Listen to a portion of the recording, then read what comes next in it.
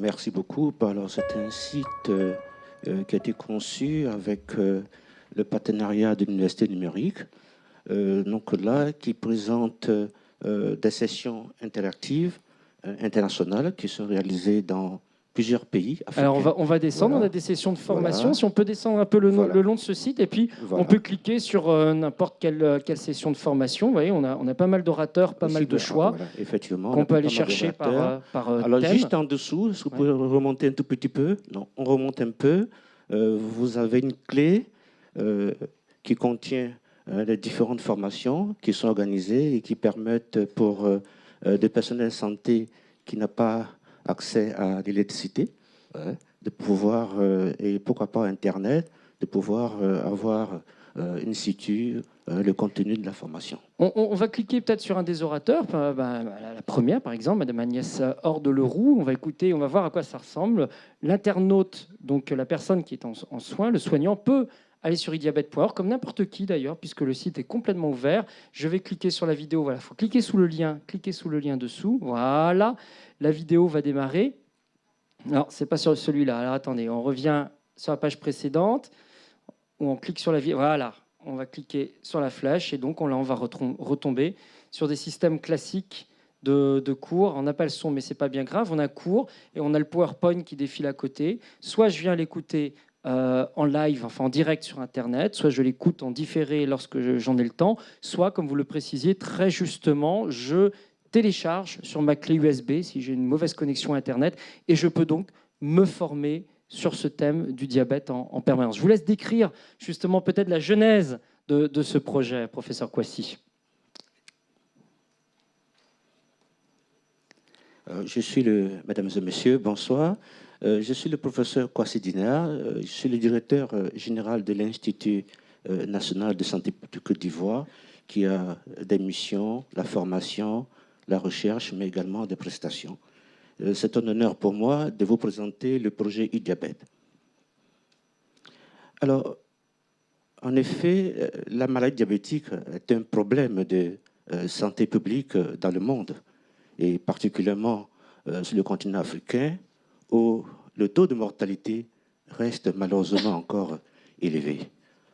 En Côte d'Ivoire, sur une population qui a été estimée en 2014 de 24 millions d'habitants, la Fédération internationale du diabète évalue la prévalence de cette maladie à 4,94%, mais rapporte surtout 62,5% de cas du diabète non diagnostiqué.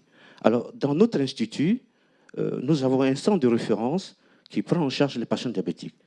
Sur une étude qui a été effectuée de 1971 en 2010, soit sur 4 décennies, on note une progression fulgurante de la maladie diabétique, avec une incidence annuelle qui est malheureusement multipliée par 5. Comme on peut le constater, au cours de la première décennie, nous recevons en moyenne 310 malades par an. La deuxième décennie, 633 par an. Vous voyez, multiplié par 2. Troisième décennie, 1049 multiplié par 3. Et dans la dernière décennie, nous sommes à 1577. Aujourd'hui, nous sommes en moyenne à 2000 patients diabétiques. Alors, en dépit des initiatives d'amélioration de la prise en charge du diabète qui a été initiée par les autorités sanitaires, on constate malheureusement qu'il y a encore des écueils. Et parmi ces écueils, c'est surtout le nombre insuffisant de spécialistes. À ce jour, nous avons à peu près une quinzaine de diabétologues en Côte d'Ivoire, mais il y a également les connaissances limitées des autres professionnels de santé pour mieux prendre en charge les patients diabétiques. Par ailleurs, les filières classiques de formation ne peuvent pas, à l'heure actuelle et à court terme, répondre à l'urgence de cette situation de compétences du personnel de santé. C'est pourquoi nous estimons que la e-santé, en particulier la e-diabète, est une opportunité, pourquoi pas une nécessité, pour renforcer en un temps plus court, avec un gain d'économie, un grand nombre de personnels de santé.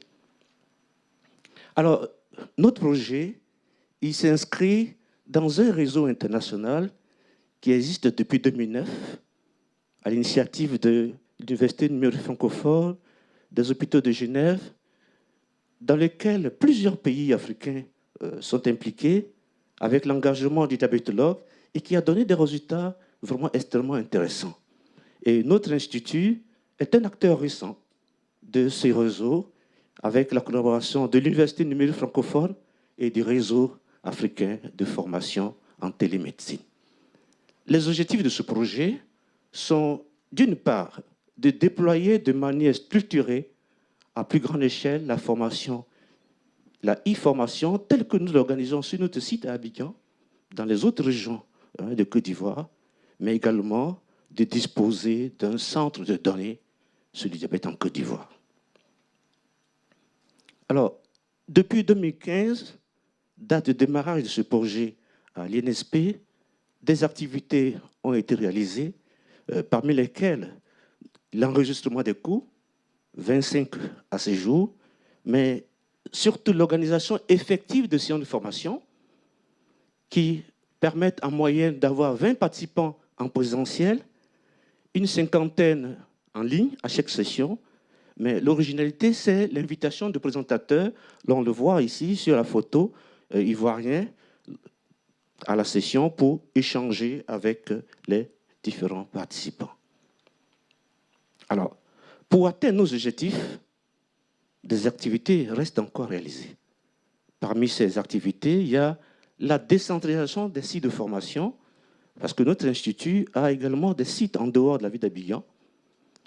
L'interconnexion des différents centres de prise en charge du diabète associés à l'hypertension artérielle, l'utilisation des dispositifs médicaux connectés pour mieux prendre en charge les patients diabétiques, la mise en place de ce centre de données, mais sans oublier la sensibilisation des professionnels de santé et des différentes populations.